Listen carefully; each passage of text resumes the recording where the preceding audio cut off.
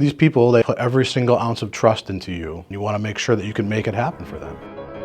Real estate is a roller coaster. There's all kinds of, things that can go wrong. But I've definitely gotten my own wallet, helped make a closing happen.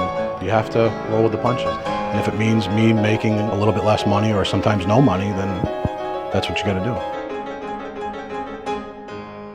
Now what? We need some B-roll. You're just starting out, you need to really look at your schedule. We have a 6:30 call here in the morning. You need to be on that 6:30 call Monday through Friday.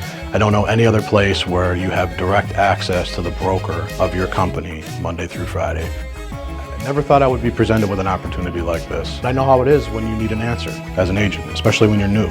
I pride myself on being available, probably too much sometimes. It's more rewarding for me, and I guess it's kind of like with those, you hear coaches say it sometimes. They enjoy coaching way more than they ever enjoyed playing.